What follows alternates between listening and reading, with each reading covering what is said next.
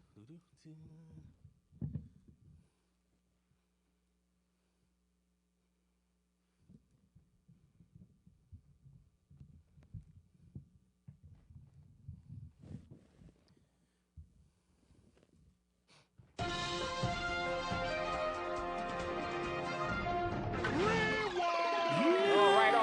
right. Welcome to another edition of Hip Hop Rewind and Then Some. I am the moderator, the Xman. My brother to my right is... It's your boy Supaears. Yes. Coming to you live from... Today is February 24th, man. Nice day outside, 50 degrees. Well, we just had a snowstorm a couple of weeks ago, man. Jesus, right. Man, boy, out there, I mean, what was it, like 18 inches? What'd you get? About that area?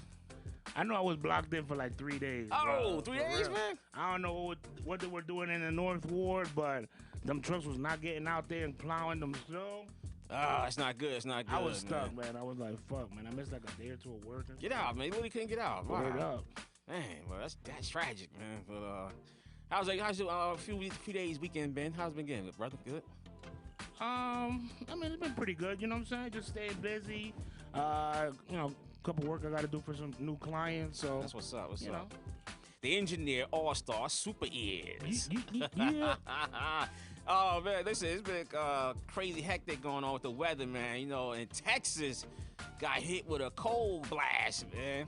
I know it's crazy, man. It's crazy what's going on in Texas. It went from like 80 degrees to 10 degrees minus, man. And people's pipes burst. It was crazy out there, man. I mean, it's happened every so often in Texas, too. And the sad thing is they didn't prepare for it, man. The power grids and they didn't winterize their electricity. I mean, it's a freak of nature type of shit, you know? I mean, when you think of Texas, snow is like the last thing you think about, yeah. So, you know, I'm sure they're prepared for tornadoes and all that kind of other shit. But not snow. So it's like, can you really even blame these people for what's going on down there? It's like, you know, we escaped the Northeast. Yeah. Because we don't want to deal with snow. No. You know what I'm saying? I've had friends moving out to Arizona and all those kind of like summer year-round type of places, and then snow hits. Listen, climate change is real, people. It's real. Don't think it's not, man. Listen, what was it? What has been like for the past 5-6 years? We barely saw snow around here. Yeah, exactly. We had an 80-degree Christmas one year, didn't we? It was almost like 70-something degrees. Yeah, and it's Christmas. Last February it was like mild temperatures, 50s. You know what I'm saying? I think maybe like a hailstorm once in a while, but it wasn't. We didn't see snow for a while up here. Long time. It was weird. You know what I'm saying? I think the last major one was what? Sandy?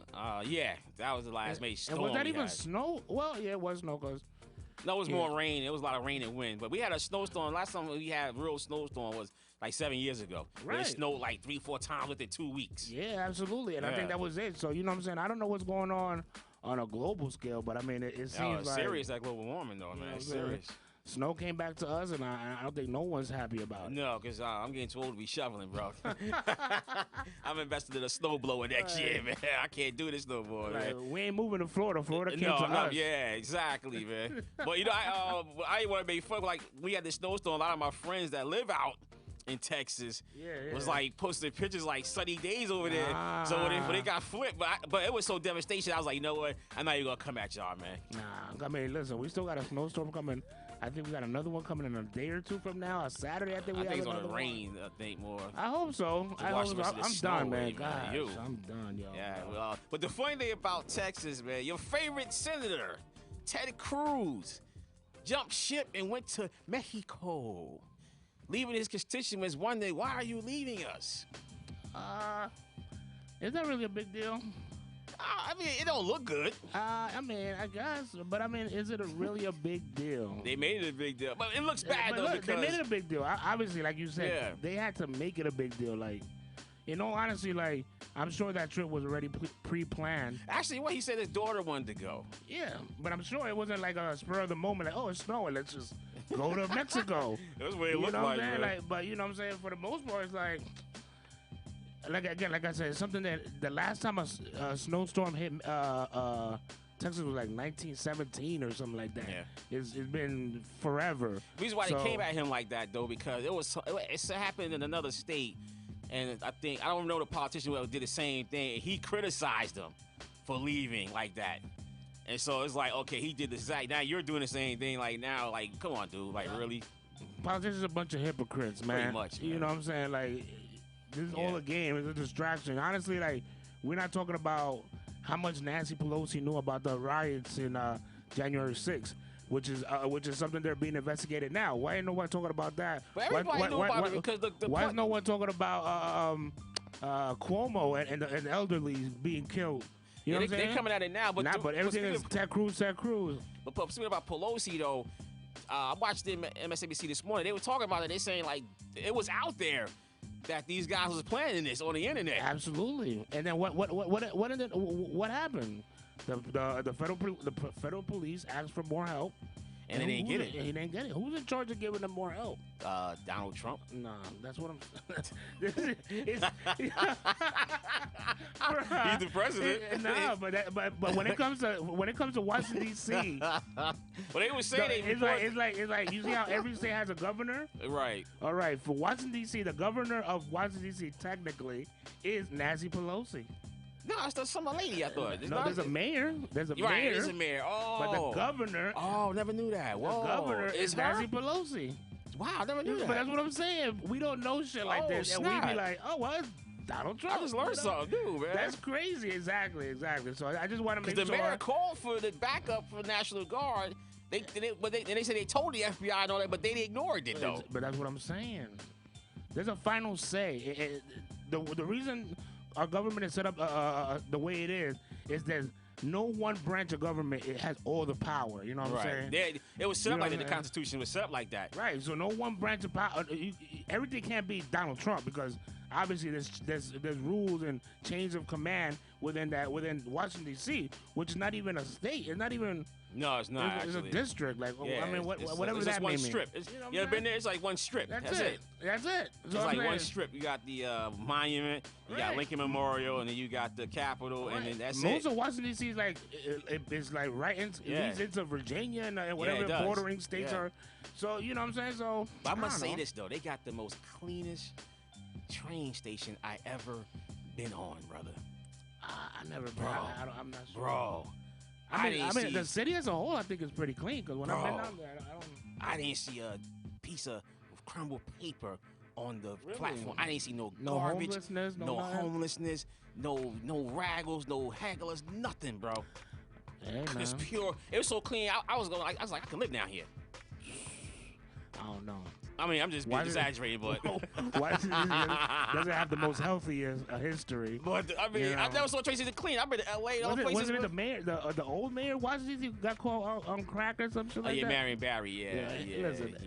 I don't know. Rest in peace, Marion Barry, because he changed though, for he admitted his addictions. He did actually. It came back and won, man. So yeah, so I give him that credit. Yeah, respect, man. Yeah, he came back and won. I don't know about living down there.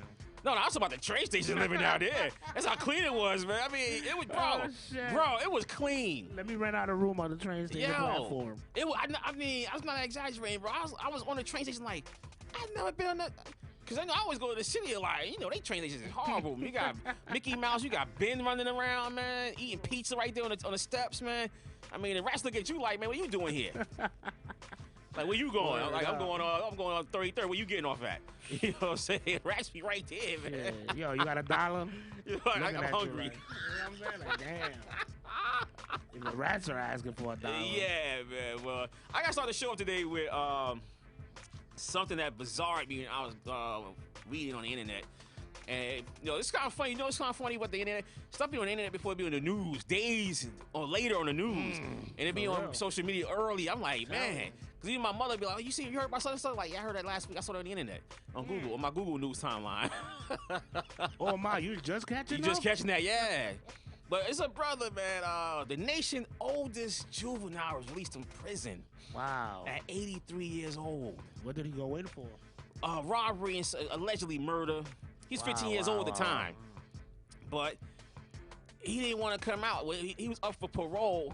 He didn't want to take the parole because he said he's not free. What you mean? He said he wasn't going to be free because he didn't want to check in no parole officers. He didn't want to be monitored and all that stuff. He wanted to be 100% free. But you're 83 now, and now your time is fully served. But you was in jail from 15 years old to 83. Like, I'm looking at him like, yo, I'm glad you out. Thank God. What's that mental condition when you're kidnapped? I forget what it's called, but when you just like, I guess you just fall in love with your captors or something like that. Yeah, he must have, man. You know, to be in jail that long, even if let's say it was beyond, you know, the real reason is more or less like what he's saying. He doesn't want to get, you know, monitored or whatnot. I understand that if I'm in my 20s and I'm in probably like, yo. Absolutely. But like, you going through you went from 15. At 80, I think it's more or less like that's his home. Like he don't know nothing else. So what are you gonna do when you get out now? You 83 years old. All his friends, everybody that he's ever known. Probably, yeah. You know, I mean, on the real world, outside, yeah, sure. But in jail, whoever's still alive in jail, those are his friends, those are his family. God knows he probably has a girlfriend in there. A girlfriend, yeah. You know, hey, listen, who knows what turns, you know. Friend. A man friend. But that's his life. Yeah, and I felt bad because I'm saying to myself, like, imagine myself getting out at 83 years old. Like, man, what I'm going to do now? Damn, for real. What is there for me to do? You know? I spent from 15 years old, 83. Yo, you never had a chance to even be with a woman. You never had to experience life, man. I think the real world will fuck his mind up because it's like, he don't know shit about social media. Technology will like what? Kick color you in the TV? ass. Yeah. Well, yeah, he probably doesn't even know what color. Well, flat screens and what's that? But for the most part, I think it'll be best for him to just stay in there. He's released now, so I don't know if he got any family in there. I don't know. 83, I don't know. 83, dude. From 15 years old to 83 years old, I don't know, bro. He's gonna still be a ward of the state. Yeah. You still a ward of a state, man. You're 83, bro. I mean, I hope you're happy. I mean, I wish you well, man, but I don't know if I could have did that, man. Yeah. I mean, well, no one's meant to do that. No. I think he was forced to do that. I hope it was racism that put him in jail. Yeah, absolutely. I hope he got some kind of compensation along with whatever freedom they're going to be given. Okay, you get compensated. What can you enjoy at 83 years old? I don't care if you give me $10 million. I'm 83 years old, man. Yeah, you're right. I'm 83 years old, dude. What time? I mean, who knows what time I got left? But 83, I'm not even physically strong like I was at 23 or even 63. Hey, listen, your president is like 80 something years old. Oh, that joker, man. What is he, like 81 now? You can make me laugh with that, man. You be here. I mean, yo, you see how passionately you just said that? Yeah. And you still went out and voted for 82-year-old man. Hey, I was gonna vote for what's his name? Senator Bernie, man. But Bernie's another one. Bernie's like 85. But Bernie's going on 90. I think. Yeah, we need some young politicians to step up, man, because these dudes getting old, man. Step up your game. For real. So let's go, man. The next senator, get somebody be young in my age group at least, man. At least Obama was like in his late 40s when he ran. You know what I'm saying? They ain't giving us that. No, they not, man. I think that's the last one we're going to see. We'll be too radical for all these old folks. True. You get a younger president, yeah. Nancy's probably in her 80s, too. Like, everyone we see, they Nancy, McConnell. Yeah, they old, man. These are 80-year-old people. Like, God damn. Yeah. Like, why do you want to hold on to power for so long? You know what's funny, man? Speaking about that, like, the House of Representatives is integrated from Hispanic, white, Asian, whatever. They need to integrate that Senate, man. Yeah, but I mean, like what? How many African Americans in the Senate, man? Or there's no Latinos in the Senate. But look at this. With all that integration you're talking about, it's still old white people that run. Yeah, that run the country. Yeah, it's still that's old white right people. there, the Senate. Like, yeah, AOC got power because the people fucks with her, right? Yeah. But she don't got no real power in DC. You know what I'm saying? No. So. You don't even hear too much about the Congressional Black Caucus anymore. At one time, man, them cats was like, they took a stance on a lot of things. I don't really hear too much from them anymore. They're all dying off. I don't hear too much any of them anymore, man. They're all dying off, my brother. When they was strong, they had Kawasi Mfume as their chairman, man. How long ago was that? That was a long time ago, man. They're dying off. Yeah. I don't know why he left, man. He stepped down, but I'm like, they must have had something on this guy, because this guy was strong. And then he stepped down and do something. I'm like, wait a minute, man. Something ain't right here. I'm gonna tell you something that Joe Biden said that was true, and I'm just gonna echo it. In the next 50 years, this is gonna be a radically different country. We're not going to be you're right. the America we know now. I think, I agree. Spanish may become the primary language, and in the way things are moving, letting all these letting immigrants in without any kind of vetting, right? This is gonna become a Spanish speaking country soon, guys. Yeah. Dead ass, man. Dead ass. I'm about to get my and that's coming Spanish that's coming from a Hispanic. All I'm saying is, and I said this to, I was having this discussion with someone else the other day, and I said it's not about not wanting immigrants here. It's about, just maintaining. People want to come to this country because the way this country is, not because of what they want it to be. No. This country is great as is, and we just got to. We got to fix things. I agree with that. The minimum wage, discussion. I think we're tackling it the wrong way. We raise the minimum wage. The value of our money goes down. The value of our money goes down. Things around us get more expensive. That's why the same 25-cent chip is now 75 cents. I know. At the corner store. Yeah. That's why a pack of Wrigley's bubble gum. Remember that was 25 cents, man? Remember? That's almost is $1. Yeah. But you ain't get how many sticks in there? 5? Yo, $1? Like really? That's wild. I bought some chips at work, some Ruffles. Ruffles, yeah. And I opened it was $1. I paid $1, and when I opened it up, chips. It was like they did like this, like they went like this, and just dumped it in the bag. Dumped it, right? Oh man, yo, companies out there are spending millions of dollars and trying to make it look as if you're getting rations, you're getting the same amount of shit. But when you open it, all that gas comes out. All that air. You really squeeze it, like damn, it's only like 3. I just got played. I got played. Like, come on now. So I think there's we have to find a way to make our money worth something. That's your question, man. Because I don't know how you eat out, but I know one time I went out to the restaurant and ordered the food, and when I got the plate, I ain't saying like I'm looking for a lot of food.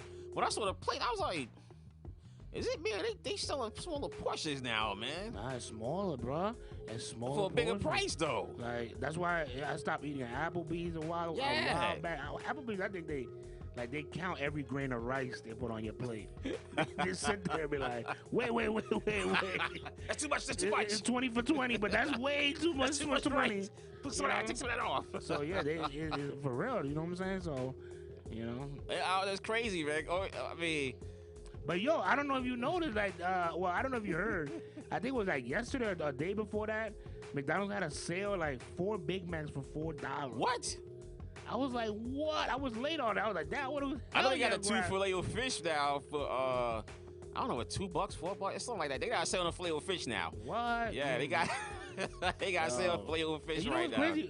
Back in the day, Filet-O-Fish was one of their most expensive items. On the menu. Yeah, it was. You wanted a fish sandwich, bro. You paid for that fish sandwich. It's still the same small sandwich, man. But it's great though. I'm sorry. But the bread, I don't know. I don't know if you noticed where like these fast food companies, their bread's getting more stale and like dry and shit. They're not getting quality. Not quality. They going generic with their brand now. They're not going quality, man, on the bread or anything. I don't know what they say about the meat, man. I don't know. Yeah, right. Because it's like so many sales now, like 2 for this, 2 for that. Like Burger King, two Whoppers for $6, man. Damn. So I'm like, okay, you saw this was this cheap? Like, yo, right? Like, is this even meat? Yeah, because you saw it 2 for $6. What did Bill Gates say a couple weeks ago? He said, Americans need to start getting accustomed to eating synthetic meat. Hell with that, man. So, better watch that guy. That guy's buying land. Bro, that better guy's watch buying him. Land. Better watch this dude, man. I'm telling y'all, man. Don't sleep on him. He up to something. He owns most of the farmland in the world right now. Yeah. So whether we like it or not, we may have to be eating synthetic meat soon. You know? No, we're gonna start growing our own in the backyard. Hopefully the rats don't not get in to Jersey. It, I think it's illegal in Jersey to own livestock. Wow. Like, you know what I'm saying? So, bro, you know. Well, as far as your vegetables and everything, you can grow in your yard. Oh yeah, absolutely. But I'm a meat eater. You like meat, right? I eat a lot of chicken. I love chicken. I'm a protein chicken guy. Chicken? Yeah, I'm a chicken and fish guy. I don't eat too much red meat, but I love chicken, though. Whatever it is, they are in control right now, and they're telling us what we can. Meat, man. Oh, man. Yeah, man. So they already got synthetic. They got synthetic type food, edible foods now. I don't know. It's crazy, man. I wonder why people are getting sick, cancer, things like that, man. But speaking of Texas, an 18-year-old black student was arrested from walking home from work. I saw that. Walking home from work, man, in the cold, man. And the police stopped him, and they like, oh, we heard, we got a call from a black person walking disheveled and this and that. He like, nah, I'm all right. I'm going home. He lived a few blocks away from Walmart. He worked at Walmart. And they put him in handcuffs, and he spent the night in jail. 18-year-old kid, man. The bullshit is that if you watch the video, the lady cop was like, "Oh, we just want to make sure that you're okay." Yeah. Blah, blah, blah. But then another dude comes and says, "Oh, we're investigating something." Yeah, like, they use that excuse all the time. Yeah. Which one is it? Are you investigating something, They full or of shit. are you just trying to make sure that I'm alright? You know what I'm saying? They full of it. Cops, yo, they come with the dumbest thing, man. The kid name is Rodney Reese, man. Respect to that brother, man. You know, y'all pull over the wrong people, man. I remember I was in my gym parking lot one night, sitting in my car. Bloomfield, New Jersey. I'm gonna call it out. I don't care. They got a history of doing things too, man. So I'm sitting in the lot, looking at my phone. Lady cop pulls up on me. So I'm like, she's like, "Where you in?" I'm like, "What? What do you want?" She did like that. I'm like, "Yeah, what are you bothering me?" I told her. I was like, "No, there's people going around, you know, sticking up cars." I'm like, "Yeah, whatever." You want to ask what I'm doing here, but I'm going to the gym. There's a 24-hour gym at the time. Oh wow. Yeah, pull up on my car. I'm sitting in my car chilling. Minding my business, looking at my phone. She comes up on me, and I told her, I looked at her like, yo, like I said, like, you bothering me? I told her, you bothering me? I'm not bothering you. She got mad 'cause I said, what you want? Like, what do you want? These guys got too much power. You know what I'm saying? Yeah. They got the power to walk up on you like that. Anywhere else, you know, it'll be an issue. Yeah. But you know, cops got that power. But listen, guys, I'm telling you, when you get pulled over, you don't have to give them your license and registration. They only ask you have it in your presence. You can put it right on your dashboard. They want to be a jerk about it, put it right in the window, let them write it down, go back to their car, and get the information. It's a courtesy. You ever know, they never ask for it. They say license and registration. They never say, do you have license and registration? Can I have your license? They never say, can I have your license and registration? They just ask you have it. They never ask to give it to you, to give it to them. Right. You ever notice that? Because you don't have to give it to them. That's interesting. You're right. Yeah, you don't have to give it to them. You're right. Yeah, I'm telling you, there's a lot of little things they do that is just, you know, it's slick with it. They slick with it. We're not very knowledgeable on all these laws that we have to abide by, and anything that we do that kind of contradicts any one of these little laws is enough to give them the power to search us, get us out of our car, and take those air fresheners off your rearview mirror because they can pull you over for that. I had a cop tell me that. Obstruction of view or some crap. Yeah, that's the excuse to pull you over. Take it off, man, because the lady cop told me, she's like, I can give you a ticket for that. And that's not fine. I'm like, wait, you can give me a ticket for that? She's like, yeah. I said, oh, you'll never get me again. Well, listen, I don't want to give false information, but I heard if they ask you to get out your car, you can get out your car and lock your car. And they need to get a warrant to get it. Yeah, they do. They can't search your car without a warrant. Yeah. Unless they got probable cause, meaning like say you smoking weed in your car and you roll the window down and they can smell it, then they can go in your car. But you just they pull you over like, oh, we want to search your car. No, get a search warrant and good luck getting one. I'll wait. Yeah, for real. I'll wait till you get one. Especially at night. Like, good luck waking a judge up to get one. Yeah. Once you answer the basics, you know, your name, you know what I'm saying? Everything else is like, I'm not going to answer any questions without the presence of a lawyer. Yeah. Because the cop asked me years ago that. In the 90s, when they was pulling over black people driving my block, in the 90s, man, cop told me, he's like, oh, you got anything in your car that, I said, no. You might search this car? No.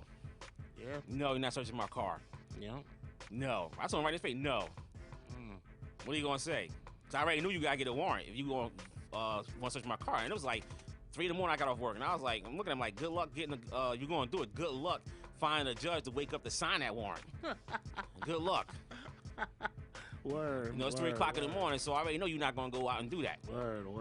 You know what I mean? So know your rights, man. And that's good, man. You see, absolutely. You knew your rights. You know what I'm saying? You exercised your rights. Yeah. You know, that's basically what we all need to do as a collective. Yeah. Because once they understand, like, okay, well, they know their rights. I think, for the most part, the people that get harassed the most are those that don't know. Yeah. What they can and cannot do. Cannot do. And unfortunately, we, you know, as the minorities in this country, are the ones that usually don't know what we can and cannot do. You know, that's why, you know, we'll see these videos of these, you know, white people just going off on cops. Yeah.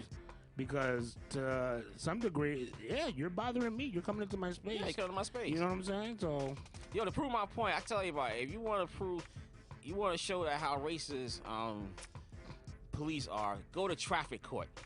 Oh, wow. Just go to traffic court. I tell you, like, go to traffic court and you see how many minorities. You go into a white town, go in their traffic court and see how many minorities in there paying tickets and fines, man. For real? What, damn, for real? Just go to traffic court. Just go to a town traffic court one day. If you ever get, I mean, I ain't gonna say just go out your way and go there, but if you ever get a ticket in a white town, go there and pay it. Don't just mail it. Go there and pay and see. You'll see. I went to Harrison, New Jersey some years ago, and I went there, and I was like, what the heck? I thought this was a white town. Everybody in there was black or Latino, man, paying tickets or whatever. Everybody's a minority in it. And I was like, wow, it just proved my point. For real, damn, for real. You ain't lying about that. Just go to traffic court. That's all. That is all, man. I know. I had to go pay off a ticket to renew my license and shit. Mm-hmm. And everybody on that line was either black or Hispanic. Yeah. Basically. Exactly. That's it. I say, like, prove my point. Prove me wrong, go to traffic court and you'll see it. Go to their traffic courts, man. All these white towns, man. Bloomfield, Union, all these towns, man. All these, whatever, Jefferson Township, all these places. You'll see. You will see, man. You know what I mean? Word. So it's crazy, man. But my boy Cory Booker, I don't know you a fan of his. I like Cory Booker. I like Cory Booker, and I have friends that work with him. Shout out to Cory Booker, man. You my dude, man. He's introducing a bill. He's trying to introduce a bill called a baby bond, so that we so a new policy so they can get aimed at reducing the racial gap wealth for babies, like something like issue bonds for babies. You know, he's addressing the problem of the wealth gap in America between white and black and minorities and everything. Because there is a racial gap, a wealth gap between all of us. Right. And it's blatant, man. You know what I'm saying? I mean, it's been going on for 400 years. You know what I mean? So he's introducing the bill. So hopefully it gets passed. Okay. So explain to me exactly what he's trying to do. That's what I read on his page. Like, you know, he introducing this bill and because he's addressing the racial gap in America. I understand that, but you see. Right now, you know, like I said earlier, maybe in 50 years, there's going to be a radically different country. Mm-hmm. But right now, this is still white man's world. You know what I'm saying? Yeah. So it's like one of those things. Like, it's so weird because like we're trying to do something that obviously needs to be done for the minorities in this country. Yeah. Black people in particular. You know, I sometimes feel like. We just lump everybody in together, but you know, black people in this country, in particular, ADOS. There's certain things that need to be done to kind of give them a lift. Yeah, you know, and then if everybody else, kind of benefits from it, all right. But it has to be specific to, their plight in this country.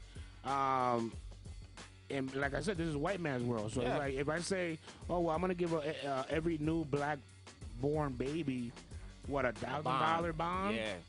And I'm not gonna give anything to white born babies. Yeah, let's see. You know, how likely you think something like that is gonna pass? Let's see. I don't know, but he's trying, man. I give him respect for trying it at least. Yeah. I mean, you gotta try it. I mean, I think it has to be something like, you know what? Let's just address the wealth gap period. You know what I'm saying? Because honestly, definitely. However we look at it, the wealthiest people in this country alone are not our color skin. Hell no. Jay-Z's an outlier that he could pull off like what he just did with Hennessy, which is dope. Shout out to Hov. Yeah. You know, but for the most part, this is we got to do something where it's like let's just eliminate wealth gap period. You know what I'm saying? And then everybody like Obama said. You know, you raise the tide, all ships. Everybody equal. Yeah, exactly. Yeah, you know what I'm saying? I agree with that, 100%. If it works for Obama, it has to work for all of us. You know what I'm saying? Because it's true. Because Charlamagne asked him, like, why didn't you do something specifically for us? And it's like, well, he said it. It's difficult enough to do it in this country. We already know what it is. So, so we got a better chance of something like this passing. Let's just say, all babies from here on out that are born to families that make under a certain X amount of money should get a bond. See, I'm glad you said that about Obama because I hate when people say, well, Obama ain't do this and that. I'm like, yo, what could the man do? He was in a Senate that was controlled by Republicans. But that's the thing, you know, like the first 2 years he had, like you see, like right now how Biden has it. You see how Biden has both houses. Yeah. I mean, maybe not to the fullest control that he could, but he has more power than most would think. You know what I'm saying? He had more power than Obama did in his term. Right. At all. That's why it upsets me when he says, "Oh, I don't have the power to get rid of the 50,000 student loans." Well, he said he could do 10,000 though. That's what he said during his campaign. But as a leader and someone that I know, and according to him and to what we know, you know, he has a lot of power in both houses of Congress. Yeah. You know what I'm saying? He can do it, man. And you can say, "I'm gonna fight for it." Yo, he can fight for it. If Congress puts a bill in front of me that says we're going to eliminate X amount of student loans, I'll sign it. Yeah. Versus saying, "Oh, I don't got the power," because it just sounds defeated. Like, man, I lost, man. I copped out. Yeah, like you guys gonna get what you gonna get. You know what I'm saying? That's it. You know what I'm saying? You gotta get what you get. That's it. Hey, I can't do nothing more than this. Versus, he like, nah, man, get me a bill. I'll sign it. I'll make sure everybody eats. Yeah. You know, like, bro, we just signed a $1.1 trillion bill to send fucking money over to other countries for sex education and you see that, right? LGBTQ this and that. Yeah. It's like it's frustrating because it makes it seem like, oh man, like if we speak out on stuff like that, you know, we're homophobic or this and that and blah blah blah blah. Yeah. It's not about that. It's like, yo, when do we take care of us as a country first? First. You know what I'm saying? We shouldn't be over here debating whether we get $1,400 or $2,000. You know, it should have been like, yo, let's give them $5,000. I just got a letter email about that. You get one about seeing another stimulus? I just got one from the Department of Treasury 2 days ago. Did you? Maybe he's on his way. I was like, what the hell is this, man? So I was like, what? We getting more money? Yeah, maybe when it was saying that it's not taxable. It's not going to be charged against our taxes. I hope not, and they better not. None of this money. Right now, what we're at. What they gave us last time, 1,000, then 600. So we're at 1,600. We're gonna get another 1,200. It's 1,200 now? I think it's 1,200. I thought it was 14. Okay. I might be wrong. Going down? I don't know. I might be wrong. I thought it was 12, so I don't know. Don't quote me on that. We're going to end up with like, what, $3,000 altogether. Yeah. So 3,000, you're going to tax us on top of that? Damn. It's America, man. Shit. I mean, listen, America. We're going to pay it back. We're gonna pay it back some kind of way, dude. Trust me. It's gonna seep into something slowly. And before we know it, we're like, oh, we're not even thinking about it. But it's gonna be something. It's gonna be something in our paycheck that's gonna be like, what the hell is coming from? Like FICA. Yeah, I'm like, what? Like, what is FICA? Like, what the? You know, so it's coming. It's coming, but. They're gonna have another 4 little initiatives to say and put it on there and say this is gonna be paying back for that money we gave y'all. That's it. Oh no, man, but going to the sports, man. You know, much as I love football, but the NFL be doing they players wrong. I forgot the player's name. I can't think of it offhand, but he filed for help, collective bargaining agreement, I think, with the CTI, and he went to the doctors and everything, and they denied his claim. And they used the racial gap, and I forgot the terminology of it, man, but basically it's going against black players, man. It's going against African-American players, man. I'm like, yo, come on, man. You serious? This is one of the most violent sports is, man. At this point in time, it's like, I'm not even sure why black people even support the NFL. Because entertainment, man. It's like beyond proven at this point that we're just like cattle to them, you know. They make like over $20 billion, man. You know, and like, you know, we're just cattle, like I said. You know, basically, like, if this one doesn't work, we'll just pluck another one out of college and keep the ball. Yeah, that's how they roll. Yeah, you know, and that's how they roll. And their contract's not guaranteed. A lot of people don't know that. Oh, yeah. NFL players. Contracts are not guaranteed. Only they signing bonus is guaranteed. Crazy. The only guarantee was Aaron Rodgers or something like that, wasn't he? Not even him. His signing bonus is guaranteed. Like, he got a big signing bonus, like $60 million or whatever. Something like that. Only the big players, they get those kind of signing bonus, like $20 million, 15, 20 million. But the average guy, he may get a $2 million signing bonus. And that's it. That's only that's guaranteed of his money. So, I'm just saying, like, you know what I'm saying? Like, it's crazy, all these stories come out, and then you were saying something about Jacksonville earlier. Yes, the Jacksonville Jaguars, they hired Chris Dahl, ex-Iowa coach, assistant coach, was not charged, but he was. The black players were saying how he was being racist and being discriminatory toward the players, man. And they filed it with the school. So the school let him go, but they still paid him. They let him go though. So now the Jaguars goes and hire this guy. This is what I find about Urban Meyer hires him as on his staff the same job. I'm like, really, dude? This is what I find troublesome with football in particular. The coach has to take on this persona of like tough love and F this, F that, and toughen up. You know what I'm saying? So it's like it's a thin line between you saying he's being discriminating against me, versus that tough love type of environment he's supposed to brew. So you discriminating to him, but then you hire him in the NFL. It's like, dude, this dude, how you gonna hire a guy with that kind of track record? They let him go recently. They recently let him go. Yeah, but you want to hire a black coach though. Right now with the sentiment of the country as a whole, they had to let him go. They had to. If it wasn't for that, if nobody made a claim or nothing, he'll still be there right now. Yeah, absolutely, man. He would still be there right now. There's a bunch of people in the NFL right now that have sketchy passes. They got a job. They just got in right before it became a thing to, call them out. You know what I'm saying? But shout out to the Tampa Bay Bucks, though. I'm not a fan of theirs, but the coach, Bruce Arians, he won a Super Bowl with a whole black coaching staff, man. Shout out. Defensive coordinator. And he had a woman on his staff, too. Yeah, Brian Leftwich as the offensive coordinator. Todd Bowles, the defensive coordinator. And I don't know the female name you're talking about, but he had the most diverse coaching staff in all of NFL. Absolutely. So you can't tell me African-American coaches can't win, can't do the thing. I mean, Tony Dungy proved it, though. You know what I'm saying? And Mike Tomlin. But there's a lot of experienced black coaches out here that they're not giving a chance to. Right. Don't give all the credit to Tom Brady. I mean, exactly. He did a great job. Exactly. Sure. But, obviously a great coaching staff is needed to win these games. I feel that game was kind of, I don't want to say rigged, but it seemed like that play they called. Let me tell you something, bro. I've been watching football for years. It was kind of boring.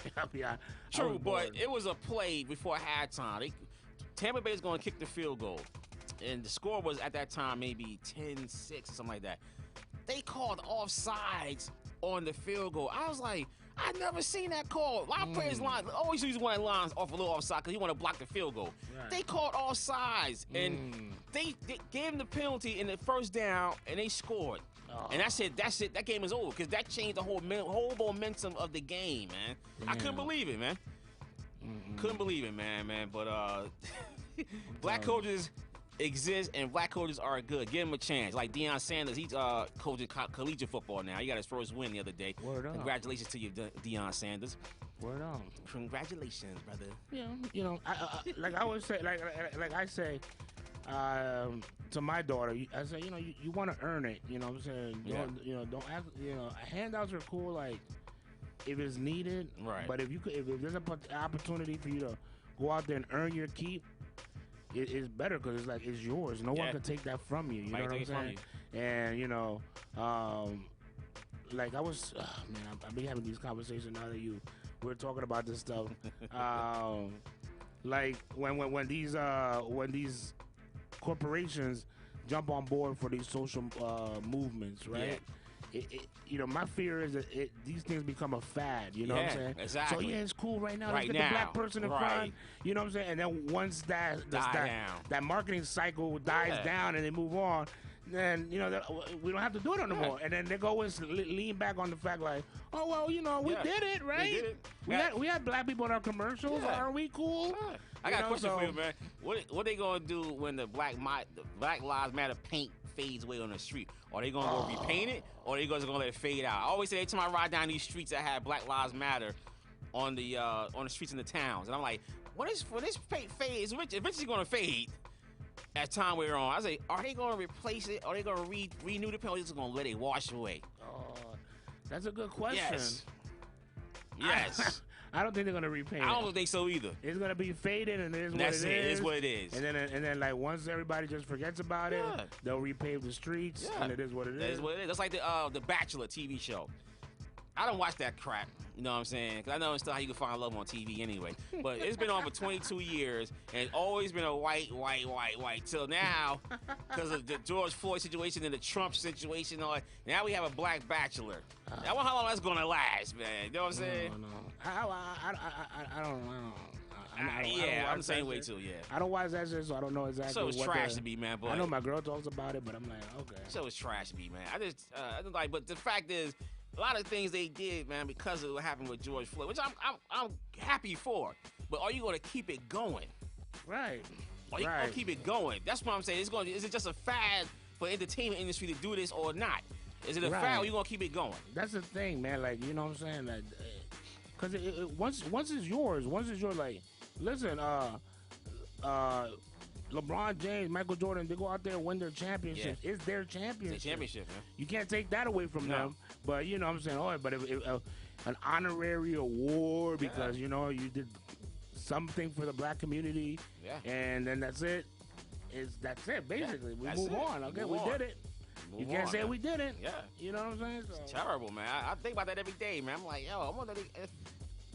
if it wasn't for George Floyd and that horrific murder that happened to him, how would the media, how would TV shows handle? I mean, they wouldn't even think about this stuff. They didn't think about it when Eric Garner died. You know what I'm saying? They didn't think about it when Trayvon Martin got killed. You know what I'm saying? They didn't think about none of this stuff, man. You know what I mean? But I'm glad America woke up. They finally got to see what we see that's been happening to black folks for over 400 years. Yeah. You know what I'm saying? Being lynched and murdered by the police. Yeah. Like, you know, there were a couple of things that happened after that I just felt was more of a pandering attempt than anything else. Like when they did I don't know if it was like the Emmys or some shit where it was only black. They were only giving awards to black people or minorities or females, and I'm like, sure, but I'm saying, what's the mindset? When next year rolls around, exactly. Are you gonna do it again? And then is that gonna become the thing? And only minorities can get awards? Yeah. It's gonna come to a point where it's gonna be like, all right, we did it. You know what I'm saying? We gave y'all. We hooked y'all up. All right. We hooked you up. What do you want? You know let's go back to giving it to Leonardo DiCaprio and Gwyneth Paltrow, and then, you know what I'm saying? Just like that year they gave Denzel for the Oscar for Training Day, and Halle Berry for Damn, that was the same year. They gave Sidney Poitier the honorary Oscar that year. Then how many years from then till you seen? Right. Exactly, man. That was what Will Smith and Jada Pinkett were talking about. The Oscars so white. It was just that, like, sure, okay. And Will Smith, man, let me tell you something. To me, it's kind of funny. His best movie to me, man, was that CTI movie. He played the guy who discovered it and NFL players. That movie was great, man. And Will Smith did a believable job in that movie, man. The NFL didn't even want that movie to come out, dude. That's how real that was. Right. The NFL tried to get that movie banned, Joe, and they couldn't, man. And he should have he was nominated for Oscar for that thing, if I recall, but he didn't win. He should have. All the movies he got nominated for, that's the one he should have won it for, man. Because he played that character very good, man. And it was like you wasn't even watching Will Smith because he had the Jamaican accent. I mean, whatever accent that he had. It was like he was that man. Absolutely. Yo, Will Smith. There was a stretch of time where he had where he did a bunch of like little dramatic roles. Yeah. He killed it. Yeah. Even that one where he played the guy or the father, his daughter died. I forgot the name of that movie, man. Where it didn't do good. Died. Yeah. He was married. His daughter died. It was an all-star cast in that movie, man. Ed Norton. A few other people, man. It was a great movie, man. I think I know what you're talking about. I'm not. That movie was great, man. They didn't do good in the box office, though. Okay. Even the girl that played in Titanic, she was in it, man. Okay. That movie was great, man. Yeah, Will Smith did a lot of good, like, little indie, like, or not indie, but more dramatic, non-action-y roles. He did good. He's a good actor, man. He did a good job, man. He did a great job, man. I give Will Smith a lot of credit, man. And I mean, even that movie he just did, that was on Netflix. The one he played, he went against his younger self. Oh, yeah. That was a good movie. People trashed it, but I was like, this movie's good. I actually like that movie, man. I was like, that movie's good. It was good, like, the first like, hour and a half, and then the last 30 minutes, I don't know what happened to that movie. That shit fell apart, you know, like, you think so? Help me. Once he got with the guy, it was like, it changed. Once they became friends or something. Yeah, because he tried, and then, I don't know, it ended like, what, like, now he's his son or something? Yeah, he took him as his son. Yeah, he's a clone. You gotta go to college and do something with your life. And I'm like, okay. Yeah, it was a good movie though. It was just him on CGI. That's all it was. Yeah, nah. Yeah, it was a good movie though, man. That was cool. But nah, you know. It's one of them things. Yeah, but like I said though, the Oscars, all these Emmys and all this stuff, man. I just, man, whatever, yo. Yeah, nah. I mean, just the point. Like I said, like let this become a real thing. You know what I'm saying? Like, it's not a fad. You know what I'm saying? And you know, hopefully, people like what movie we were talking about earlier, the Judah movie or what? Judas, the Black Messiah. The Black Messiah movie. That movie, say something. That movie's not gonna get no nominations, bro. That's how good it was, man.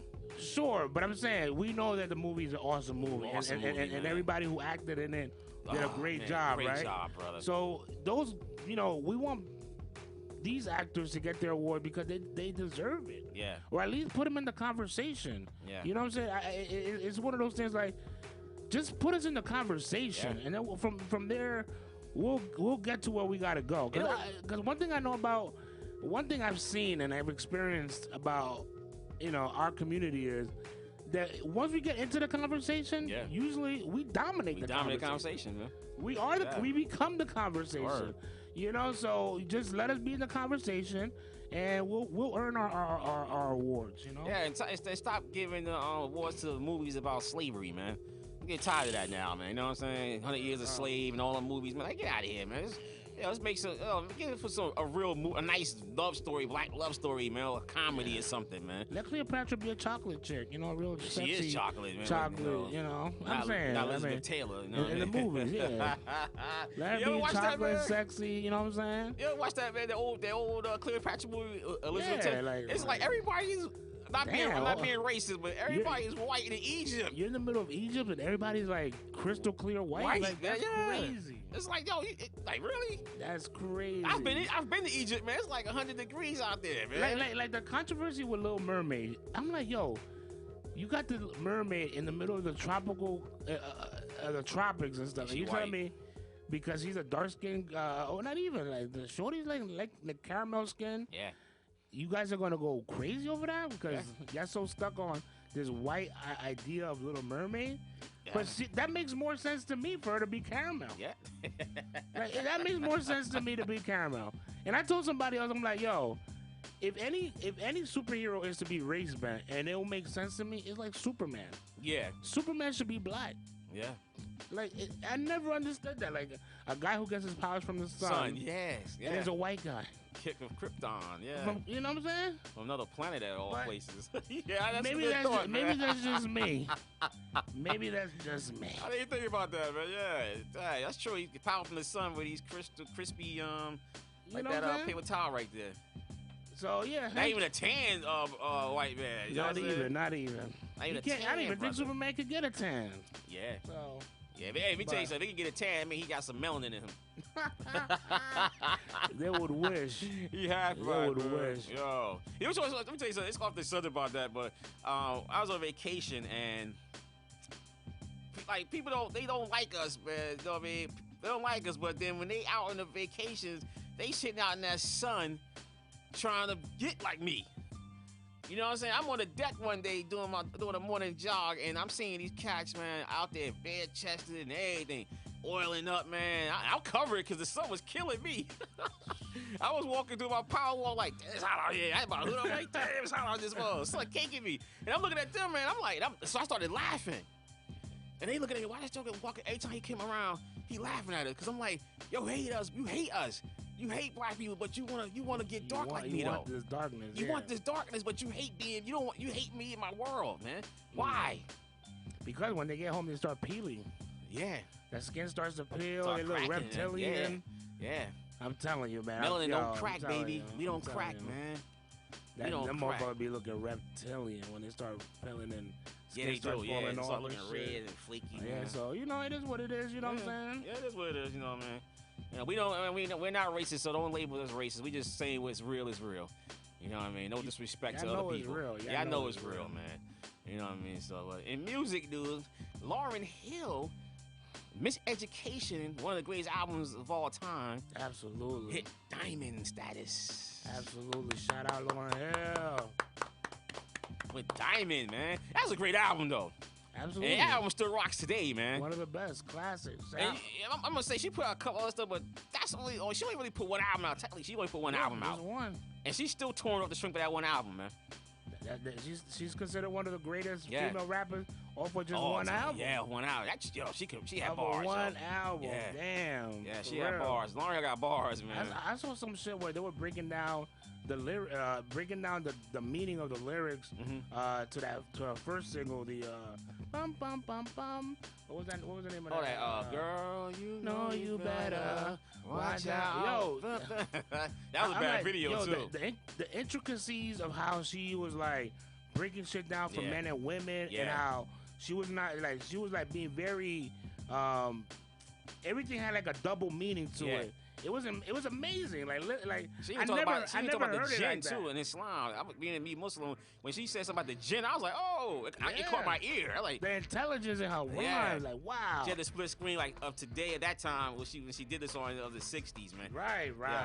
What I like about Lauryn Hill, man, she showed that you could be sexy without showing anything, man. Absolutely. I love artists that does that, man. That can be sexy, just a regular sexy girl, without showing all her bosoms and derriere and all that, man. Absolutely. Just sexy, nice outfit on, hair looking spiffy, man. I forget what video she did. She it's like a blue light, and then all you can see is like the richness of her skin. Oh yeah. Oh, what's that song? Oh my God, that was one. I forgot that song, man. Damn, I got the beat in my head, man. She looks so good in that video. Like, wow. Yeah, that was one song she sung through the whole song. Yeah. Like, damn. I think wasn't she talking about the Bob Marley? That was allegedly it was about him. Yeah, she was talking about him and stuff, like or her son or whatever. Yeah, that was a bad record, man. And I'm like, wow, she looks so good. It was like that. Like her skin was just glowing in that blue light. Yes. You know, nice. But then that should lead us to to seeing how important therapy is in our community. Because the thing with Lauryn Hill, I think she has some issues she hasn't overcome. You know what I'm saying? Because I do believe for her to be such a genius in one aspect of her life, and to fall off, I mean, I hate to say that this way, but for her and her career to fall off so drastically soon after, like, it's like she needed someone that she could have talked to. And I think a lot of times, in this industry, you get so famous so fast or overnight in some cases. Because really, she went from Killing Me Softly to that. Yeah. To the miseducation in her. It went far. Her career trajectory went to the moon. Yeah, it went so high, like you can't go no higher. Absolutely, man. Like, wow. And then she won all them Grammys, and then they expect her to do it again.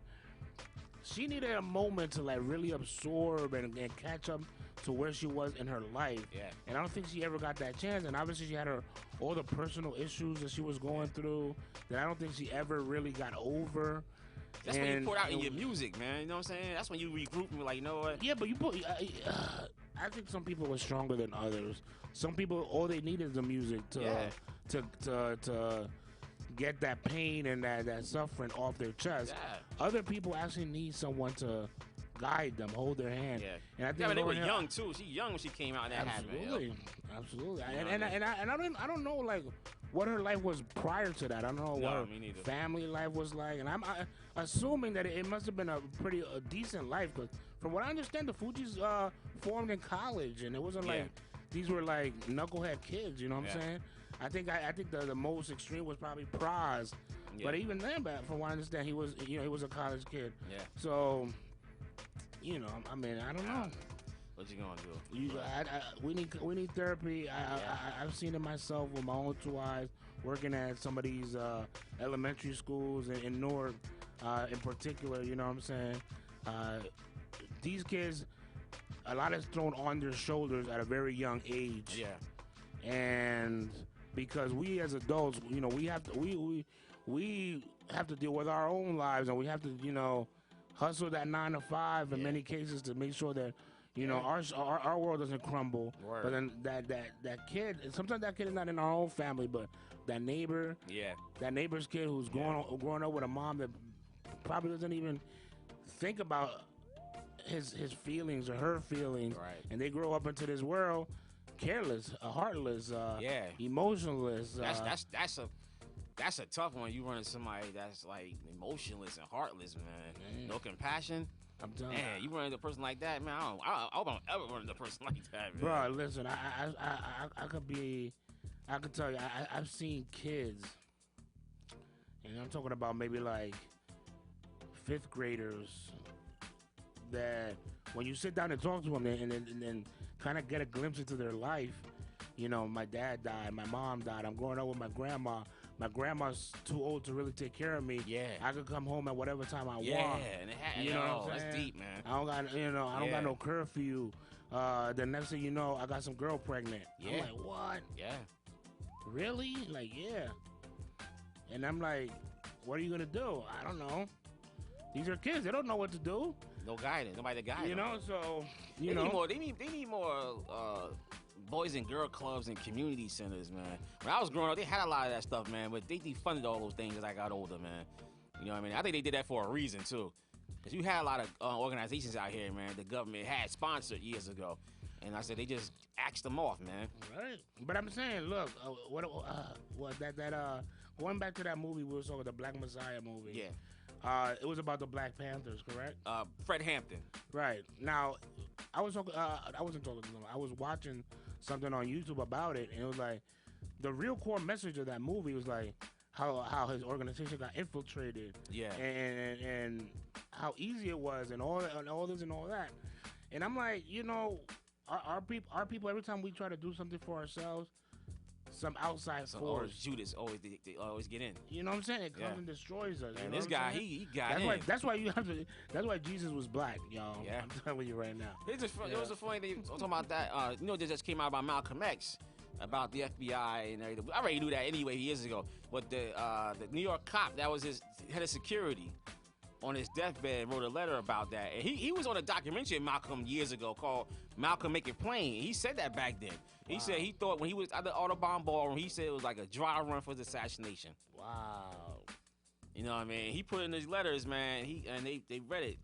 Attorney Crump and Malcolm's daughters was out there, had a press conference last week, and they were talking about that. And I was like, and it's sad. Malcolm didn't even know this guy, his head of security was an undercover New York City detective. Same with Fred Hampton. They know this Judas Joker was working for the FBI. Yeah, but you have to ask yourself this, right? Who allowed that? Because I don't think. I don't want to misspeak, but it's like one of those things. Like it's hard to tell who's a Jew. You don't know. Like say I'm an organization guy and I meet you, and we hit it off. I don't know. But like, okay, like today I can investigate you, look you up. Today I can with technology, but back then they couldn't find any dirt on the. They don't know. You can say a fake name. They gotta run with it. Maybe. Yes and no, but because it's one of those things like we're like you know we're already in a group where that is highly criticized. Mm-hmm. And there's a lot of people out there that are anti-us, okay? Okay. All right? With the brotherhood, the Muslim brotherhood and whatnot. And you already know there's a lot of people. I mean, even from Malcolm's own words, there's a lot of people that look like us that are not for us, you know? So he's coming with that mentality. Like, he knows that just because your skin is black doesn't mean you're my skin black. Yeah. You know what I'm saying? We're different. You know, so I believe, like, everybody. It's like Islam. There has to be a vetting system. I'm not sure how to really phrase it, to be honest with you, brother. It's like Islam. My brother told me years ago. He said every Muslim is not your brother. Absolutely. And that sunk in. He's like, yo, man, I'm telling you, every Muslim is not your brother. Absolutely. So that's what I'm saying. Like, when I say who allowed it, like, okay, let's say, for instance, you're a high-profile person. You're the man, Elijah Muhammad. You're up there. To some degree, like your security system and your security team has to be in rotation where it's not always like the same.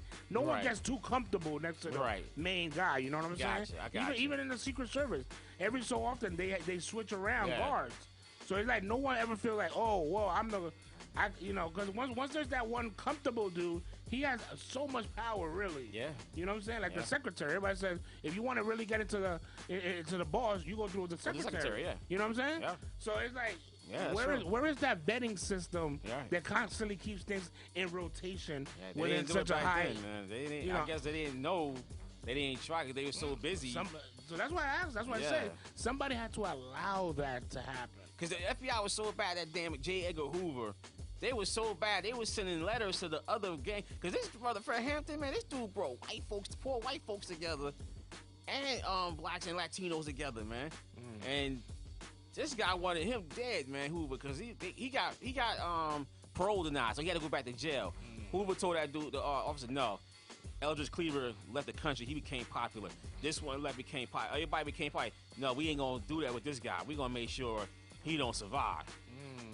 You follow what I'm saying? That's a tough one. And they assassinated him, man. Wow. They assassinated him, man. This brother's only 21 years old. He did a lot, man, for that short time he was alive, man. You know what I'm saying? Same with Malcolm, all these guys, man. And this guy that infiltrated this Judas dude, even after that, he still was infiltrate other organizations, man, black organizations, man. And they interviewed him on the what's that show that came on for Black History Month, man? I can't anything right now. There's too much going on, but he killed himself after that. Wow. Giving that interview, he killed himself, man. And Fred Hampton's wife said in an interview last week, I read online, that all those years she waited for him to die because she wanted to spit in his casket and turn it over. Damn. And when she went to the funeral, she couldn't do it. She had a change of heart. Damn. Yeah, she went to that Joker's funeral. That is fucking man, it's serious. You got watch that movie. You guys watch that movie, Judas and the Black Messiah, man. It's a great cast, great acting, man. I mean, the brother did Fred Hampton so good, man. It was like looking at Fred Hampton, man. Wow. I mean, to prove my point, before you watch the movie, you should go to YouTube and pull up a lot of his speeches, man, and his interviews, and look at his mannerisms and everything. And then when you go look at the movie, it's like watching this brother, man. I mean, it was like watching this guy, man. You know what I'm saying? Incredible. Serious movie, man. I mean, that's the movie of the month right now, man. Yeah, I'm going to go make sure that I watch it all the way through. Yeah. Back to sports, though. That's real quick. Cam Newton was disrespected by a young kid at his football camp. Cam Newton, now, he sponsored the camp, 8 teams there. They paid for all this and showed up. And this young kid yells out, "Oh, you getting cut," and all this stuff like that. And Cam responded first like, "Yeah, I'm rich. You know, what, you gonna be a free agent?" So Cam was like, "You know what?" I guess he realized I'm arguing with a kid. He said, "Yo, where's your parents at, man?" I think that should have been his first response. And then once he found his parents, he said, "Look, your son has to go." Yeah. Like, and even then, send him home. Cam, when they were doing some lessons, Cam was talking to the kid, and the kid tried to, be all shy. Cam like, nah, man, no, I'm not trying to play you out, but I'm like, yo, what can you do? No, well, look at my tape. No, what can you do? You know what I'm saying? What can you do? You see that kind of energy, it ruins what he's trying to do there. And Cam said it. He said, "It ain't my fault you put the spotlight on yourself." Right, absolutely. Step up now. But it's still one of them things. Like he should have removed that kid. Yeah, he should have from that bad behavior like that. I'm looking at it like, damn, man, it's always us that got disrespect us. But you know what's crazy though? What's his name? The Beast, Beast Mode. What's his name? Marshawn Lynch. Marshawn Lynch. Remember he did the same thing to some kid way back when, and he pretty much set the kid straight and the mother straight, and the teams Yeah, he like the kid was acting.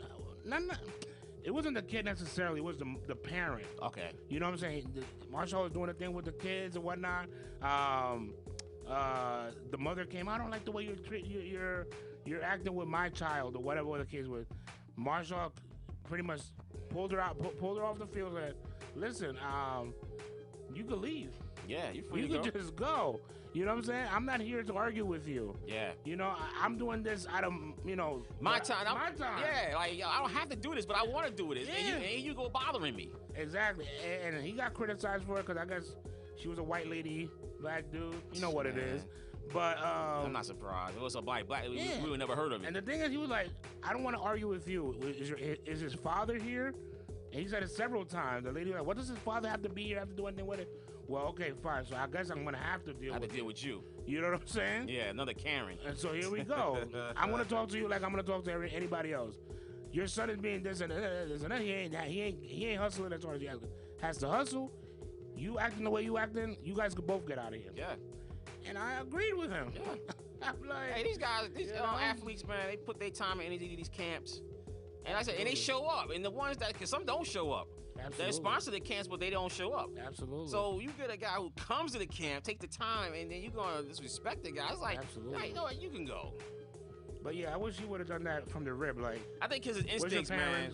I think, because the kid just came out of nowhere and said that to him, man. Like, he's like, wait a minute, I'm rich. What are you talking about? I'm still rich. I'm gonna get cut. I'm a free agent, but I'm still rich though. You know what I mean? Yeah. And then the kid like, well, whatever he said, and he like, where your parents at, dude? Yeah, and he kept saying it to him, like, where your parents at, man? But this is such a everything nowadays is so sensationalized. You know what I'm saying? Because I was watching Stephen A. Smith and them talking about it. And like they honed in on this I'm rich thing, and it's like, come on, man. Like, sure, but what else did he say? You know, and a lot of times that's what happens. That little blurb, and that we focus on the blurb, but what else did he say? Well, LeBron said something like that one time, man. They asked him a question, and then he's like, I'm still rich, and you still, whatever he said. I was like, damn, dude, you ain't got to say that. Like, we know you rich, man. We know what I mean.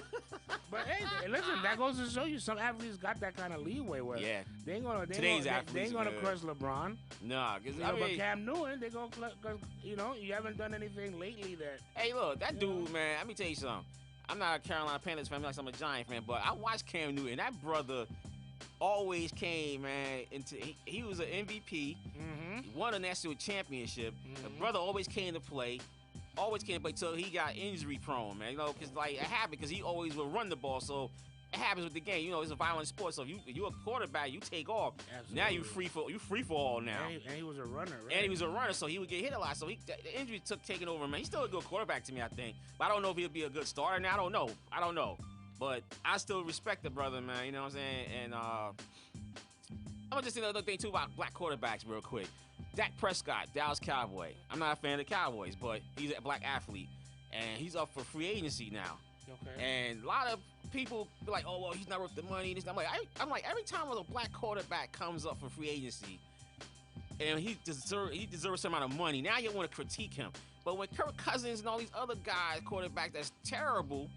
To me, got big contracts, man. But when it's a brother, and even some Dallas Cowboy fans that I know personally, like, I'm like, yo, how you going against the bro? I'm like, that dude deserves his money, man. For real. When he got hurt in that game, what happened to the Cowboys? They fell apart, man. Should I tell you what kind of player this guy was, man? Brother, that goes to what I said earlier. I don't understand how we still support the NFL. Exactly. Man. I really don't. I don't know, like. How much bullshit do you gotta go through? To see, for you to eventually say, like, you know what? Maybe this. I love the sport, but maybe this business is not for me. Yeah. You know what I'm saying? Sometimes there's that difference. It's a sport and the business. Yeah. You know, maybe the business is not for you, but the sport is. Like the music industry. Yeah. There's people that are meant to be musicians, but are not meant to deal with the music industry. Yeah. And the industry is the business is where the money comes in. You know what I'm saying? So, And that's how I feel like with that, with the NFL, like you said, man. Like, yo, these guys go out there and, they get hit hard. Them guys, man, you got a dude coming at you, a 300-pound man coming at you at full speed, man. These athletes today are stronger and faster, man. Absolutely. You know what I'm saying? So they risking it. That's why any player in any sport, when they go after their money, I got no problem. Get your money because the owners are making money. That, like, what was it? Healthcare for retired players, that became a thing in our lifetime. Yeah. And not even like, this should have been something that should have been like knowledge for. Here's the funny thing about NFL. They take now the way they doing the healthcare now is for today's players benefiting them, but the past players not getting no benefit from that. You follow what I'm saying? Today's players they gonna end up great when they retire. But, like, the past players, they having a hard time getting some kind of money to help them with their medical bills. I could have sworn I heard a story. You know, like how ESPN does that 30 for 30 type shit? Yeah.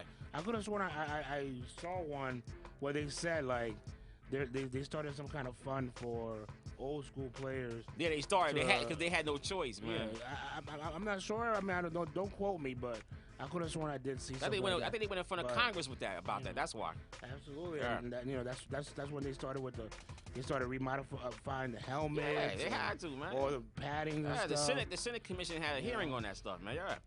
So I don't know, man. Like. I know if I had a kid, I'd be like, yo, man, don't take football. Play baseball, play basketball. If you want to play a sport, man. Yeah, a sport as violent as football. And we have to compare, like, hockey, a predominantly white sport. Yeah, there's a few brothers sprinkled in there. Yeah. I mean, like a pinch of salt, like, yeah, they're there. But let's ask ourselves, are these hockey players dealing with the same issues as far as, how they're taken care of after they retire? No. I'm not sure. I don't follow hockey, so I don't want to say, I don't want to make it a racial thing and whatever. But I mean, I don't think so because I don't really hear about the old players complaining. Yeah, complaining about once they retire and how they're taking care. Baseball the same way. Baseball got the best union, so baseball. Yeah, baseball contracts are guaranteed. Yeah, they straight. Baseball is straight. Yeah, they got the best union. That's why the union took care of them. And it's crazy because I remember back in the late '90s, early 2000s, once baseball became the most popular sport in America, that was one of the bigger talking points among other sports about basketball and football about guaranteeing contracts. And I think basketball was the first to start guaranteeing contracts, and then football, I guess.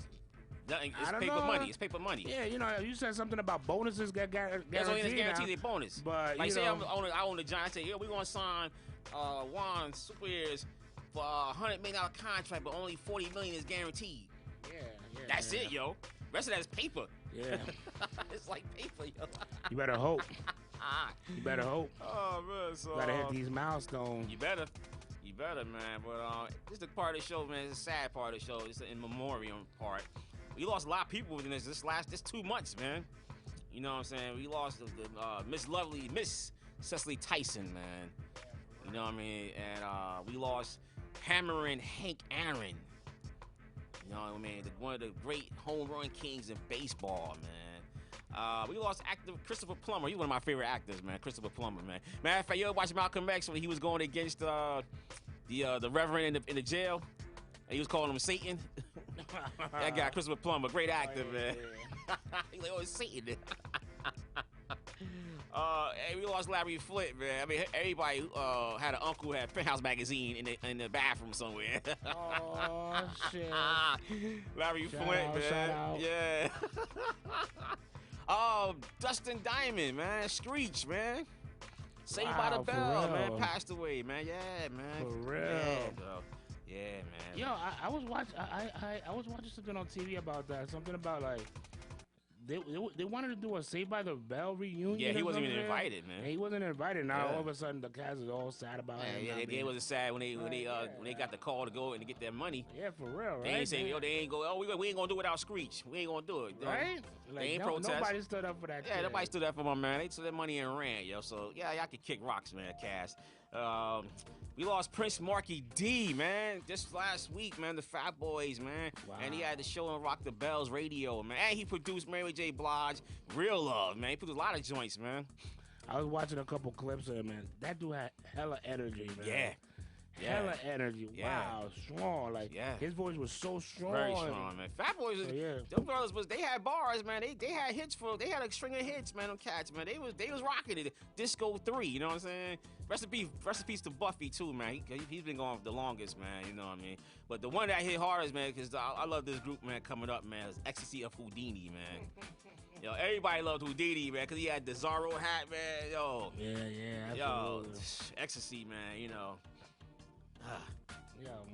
What can you say, man? Rest in peace, man. Yeah, rest in peace to all these fellas, man. Yeah. Thank you for the memories, what you provided us, you know what I'm saying? You guys are legends, you know? Yeah. And it brings smiles to a lot of people's faces. I salute you guys, for real, salute. Salute, man, you know what I mean? But you know who else died, man? But he's pretty much a scumbag, is Rush Limbaugh. Yeah, Rush Limbaugh. I never listened to any of the shows, man. blatant racist, man. You know what I'm saying? We just gonna leave it like that, yo. For real. You know, I ain't giving you no shine, joking, man. You know what I mean? We just making an announcement just because. You know what I mean? Yeah, it is that time. You know. Yeah. So, with that being said, man, you know, we about to be out, man. You know what I'm saying? You know, we gonna be out. You know, thanks for listening to us, man. You could catch us on Black Chamber Music Radio. You can catch us on Hip Hop Rewind then some.com. Also on Instagram at Hip Hop Rewind and Then Some. And we're on our Facebook Live. You can catch us on our Facebook page at Hip Hop Rewind and Then Some. Word up. And we're also on Spotify, Google Play, iTunes, and all your other podcast outlets. Word up. And next show, we're going to have a special guest. You want to give him a shout out real quick? Ah, man, I forgot the brother's name. Oh, shoot. Damn, that couldn't be, man. But, go to more. But yeah, next, we'll be putting this information up on all our social medias. Definitely, you know, if you guys want to be a part of the show, you know what I'm saying? Yeah, man. Send in that information. So we going to be out, you know what I'm saying? But shout out to my man Julius Randle. The Knicks are making the All-Star team. Knicks take all day, baby. Yeah. With that, we out of here. All right. I'll holler. Hip hop.